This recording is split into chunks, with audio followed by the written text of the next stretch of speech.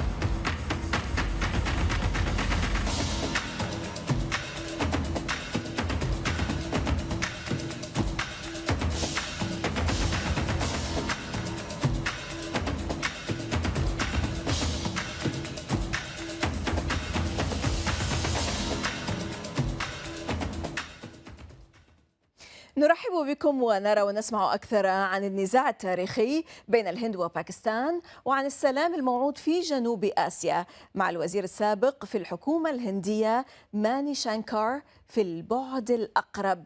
هذه الميادين وأنا زينب صفار، خليكم ويانا.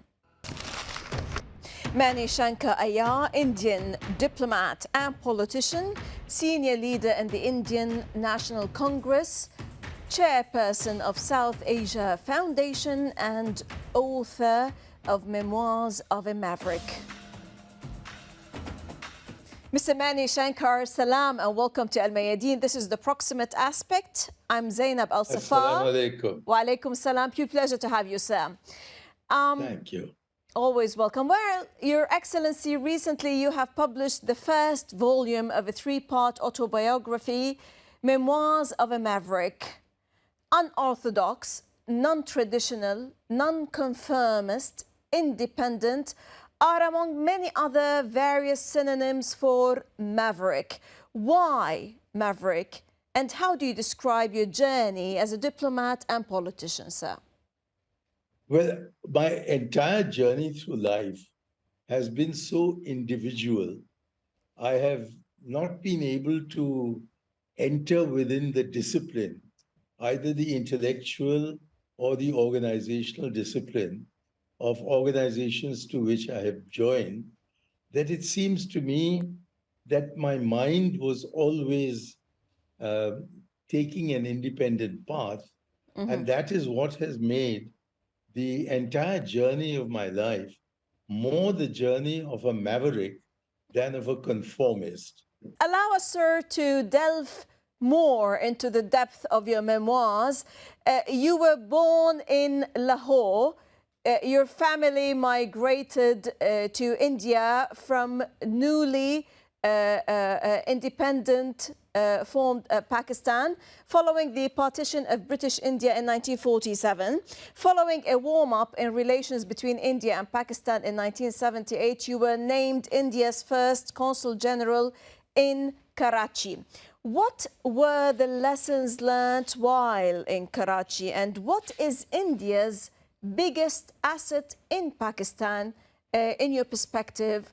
And as far as you know, how to improve India-Pakistan relations?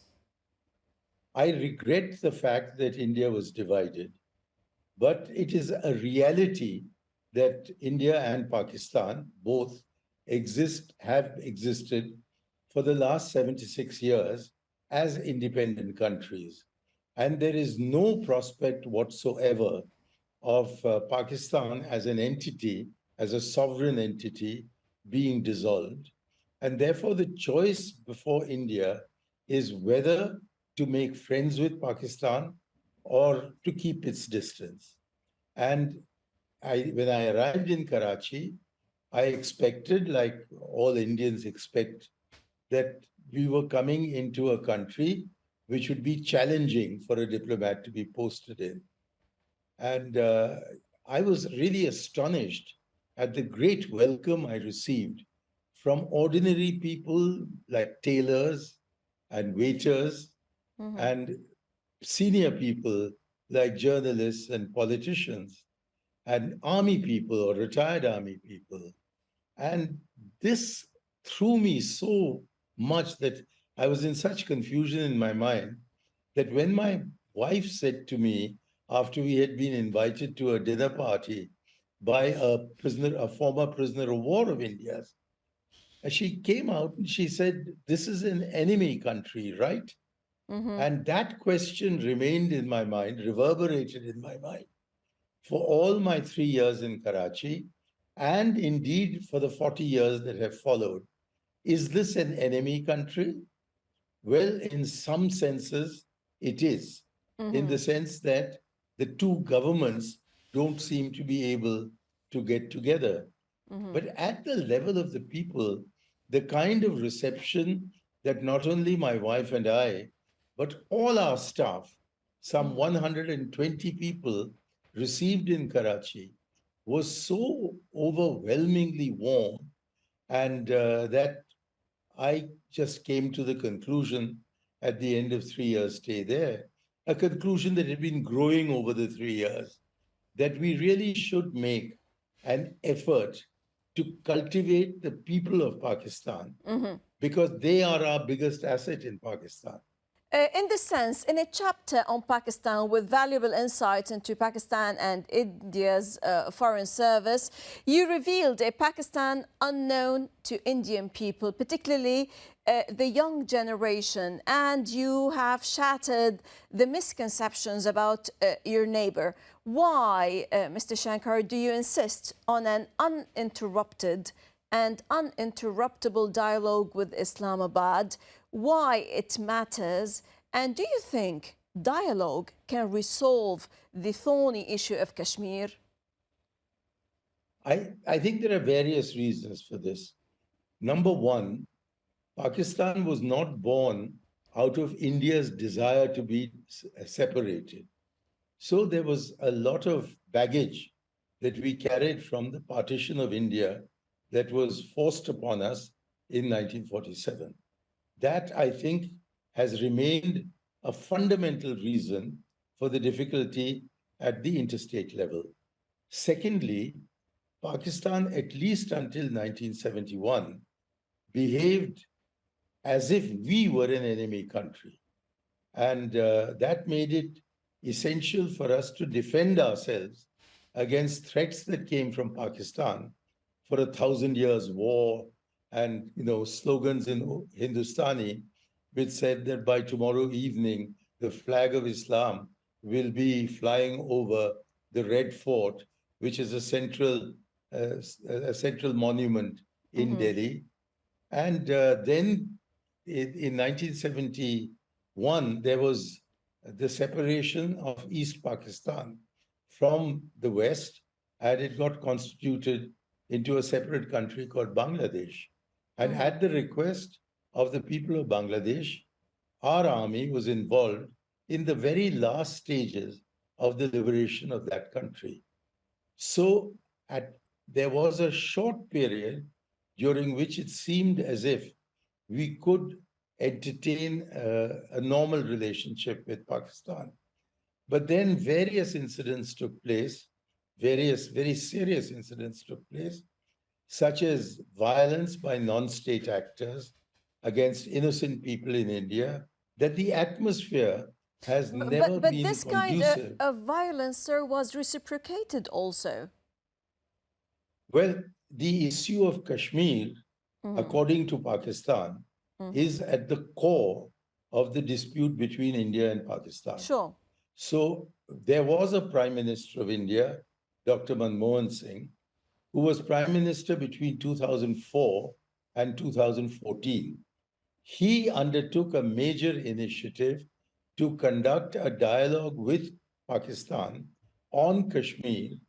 Behind the scenes, it was a back-channel dialogue, and it was so successful that if only President Musharraf had remained in office for another year or two, I'm sure we could have put the problem of Kashmir behind us.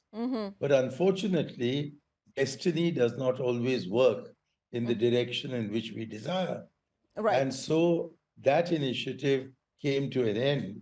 But I think it showed me that if you do not speak to Pakistan, you cannot find a solution. So dialogue is the issue that can resolve the Kashmir conflict. Yes, violence has to be resolved. And that is why, before beginning the dialogue, Atal Bihari Vajpayee, our Prime Minister, and President Musharraf in January 2004 in Islamabad agreed that a precondition for the commencement of the dialogue should be a pledge by Pakistan that they will not in any way back non-state actors who undertake terrorist acts in India. But unfortunately, that pledge has been observed much more in the breach than in any other manner. And therefore, the discussions at the state level have been completely paralyzed since at least 2014. And I would urge that the opinion expressed by the government of India that terror and talks can't go together has not resulted in a diminution of terrorism on Indian soil. And therefore, we should explore other possibilities, such as an uninterrupted and uninterruptible dialogue at the state level, building on the goodwill that the people of Pakistan have by and large towards India. And it is this combination of a warm friendship between the peoples of India and Pakistan and an uninterrupted and uninterruptible dialogue at the state level with Pakistan, whether on the back channel or whether on the front channel, whether confined to one or two subjects or covering the broad spectrum of the India-Pakistan relationship. Sure. We can bring peace, tranquility, and stability to our subcontinent. Hopefully, sir. Now, the civility of a nation is measured by its treatment of its societal components. How do you describe, sir, the Prime Minister Modi's policies vis-à-vis non-Hindu components, especially Muslims today in India? Well, I'm extremely disappointed that in the pursuit of the Hindutva philosophy or agenda, ideology, there has been a very sharp decrease in the security of Muslims, in their right to an identity, in their right to life and property. In various ways, they are being discriminated against, and I object to that. At the same time, I do not regard the India-Pakistan problem as a problem between Hindus and Muslims. It is a problem between two states. Because if you look even at this government's relationship with Muslim countries like Iran or the UAE or Saudi Arabia, they're very, very strong.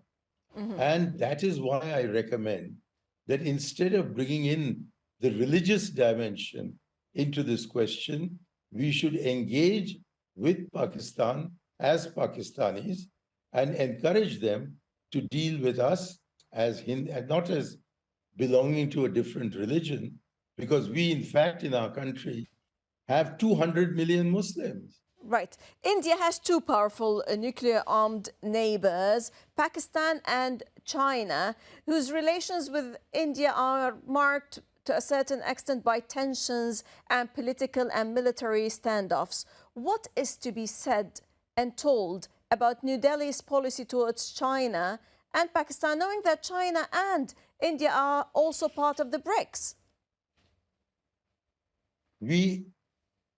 I think we have all noticed that China is no longer across the Himalaya. It is in Pakistan, and it is at the eastern banks of the Indus River, at exactly the point, or virtually at exactly the same point as Alexander was in 326 BC. So there is a composite problem to be dealt with. But at the same time, the issues with China are much different to those with Pakistan. And I think we should just follow through on the example set by the Prime Minister I served, Rajiv Gandhi, who in December 1988 became the first Indian Prime Minister to visit China in, I think, 32 years. And in the same month, he visited Islamabad as the first Indian Prime Minister in, I think, 28 years to visit Pakistan.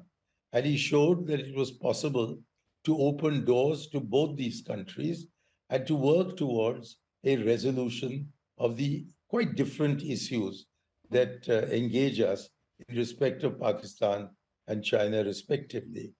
And therefore, I would, as I have urged, Yes. an uninterrupted dialogue with Pakistan, I would say the same with respect to China. Does the CPEC, the China-Pakistan Economic Corridor, place extra strains on the relation between India and Pakistan? Well, that is because the CPEC has been made possible only by Pakistan ceding to China the Karakoram Pass, which is an integral part of the disputed territory of Jammu and Kashmir, which the Pakistanis regard as disputed, but we do not regard as disputed. We regard it as an integral part of the state, of the princely state that acceded to India in October 1947. Right. And it is that which causes us the single biggest problem. But then, of course, a very large Chinese presence, including an economic presence in Pakistan, is a security problem for us, so long as we don't sort out our relationship with China. So therefore, our biggest central problems of foreign policy with China, we don't have linguistic affiliations as we have with Pakistan.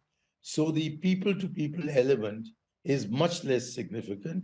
But at the state level, since there are some problems that have been left over by the history, but I think they're all resolvable. And therefore, I would advocate a politics of conciliation and not a politics of confrontation with both these neighbors of ours. Right. Allow me to ask you here, sir. The U.S. corridor project linking the Indian Ocean region, the Middle East and Europe is a new indicator of the escalation of geopolitical competition between India and China and the increasing struggle between China and the U.S. for global and regional influence in technology and trade. The U.S. project also aims as well to integrate the Israeli entity into the Arab region. Will the India, Middle East, Europe corridor counter China and Pakistan and be a game changer for India? insofar as the American attempt at militarily containing China is concerned, even the the quadrilateral arrangement that includes India, does not as yet have an institutional military dimension. And we are in Quad only to the extent that it does not have a military dimension. Yes. But I can see that the Americans are very keen on bringing us into their military confrontation with China. And I'm glad we've so far been resisting it, because if we get involved in war between Quad and China, the war will be fought on Indian soil. And the same fate awaits us then as overtook Belgium twice in the First and Second World Wars, that other people's wars are fought on our domain. So therefore, we must be extremely careful about maintaining our insistence that there is no military dimension involved in Quad. Insofar as our relationship with Israel is concerned, as a congressman, as a Nehruvian, as one who has been very, very deeply sympathetic with the Palestinian cause since I was a college boy, and that was reinforced when I visited Palestine at Yasser Arafat's personal invitation in 1998 on the occasion of the 50th anniversary of Al-Nakba. I strongly believe that we should not be normalizing our relationship with Israel when they are not, they are showing no signs of settling the Palestine issue in the interests of the Palestinian people. And therefore, when Mr. Narasimha Rao, our Congress Prime Minister, raised relations with Israel to the diplomatic level, I strongly objected, even though he was my Prime Minister, on the floor of the House. And I've written a number of articles since then explaining why the moral position that we took on Palestine under Jawaharlal Nehru and right up to the time of Rajiv Gandhi ought to be maintained. But the Israelis are a very clever people, and they have succeeded in seducing the Indian establishment into having a very fruitful relationship between Tel Aviv and New Delhi. And in this process, I'm afraid the kind of backing that we used to give the Palestinian cause has certainly taken a backseat. But on the other hand, the Arab countries, which were supporting the Palestinians, they're so divided. They're so divided, unfortunately, that yes, the Palestinians are now being forced to rely on themselves rather than on their Arab brothers. So if the Arab brothers are deserting the Palestinian cause, then are you surprised that a faraway country like India also says, well, if the Arabs can't resolve this, who are we to deny ourselves the benefits of a relationship with Israel? So I'm afraid the first step, the necessary step, is for the Arab nations to get together again, as they did in 1948, to back the Palestinian cause to the hilt. If they don't do it, then people like us look like outliers trying to interfere in somebody's internal affair. Thank you very much, Mr. Mani Shaankar-Ayar, former Indian minister. You have made that point extremely clear. Thank you for sharing your eye-opening perspectives. Always a pleasure to have you. Thank you very, very much. I'd love to come on again whenever you'd like. Inshallah, most welcome, sir. في مان الله. في مان الله. إذا وبحسب ماني شانكار من الممكن تحويل جرح المشاعر الدينية إلى مكسب سياسي. إن الدين هو السبب الوجودي لولادة باكستان من الممكن أن يجري استحضاره بسرعة وفعالية إذا نظرنا إلى الهند باعتبارها تستغل المحن السياسية والاقتصادية التي تعيشها باكستان، ولأن باكستان موجودة لتبقى وتتمتع بالقدرة على استعادة نظامها السياسي واقتصادها المحطمين، فإنه يتعين على الهند أن تقرر إن كانت ستواصل فك ارتباطها الذي دام ما يقرب من عقد من الزمن مع باكستان. ومن الواضح أنه إن فاز مودي عام 2024 فإن فك الارتباط هذا سيستمر، لكن بالنظر إلى الضرورة الحتمية لتوحيد المعارضة لإحباط هذه النتيجة، فلا بد من إدراج السياسة الباكستانية في الوقت المناسب بالتراضي في أجندة المعارضة الهندية المشتركة. فهل من الممكن أن يتحقق ذلك؟ من كل الميادين سلاما وتحية، في أمان الله.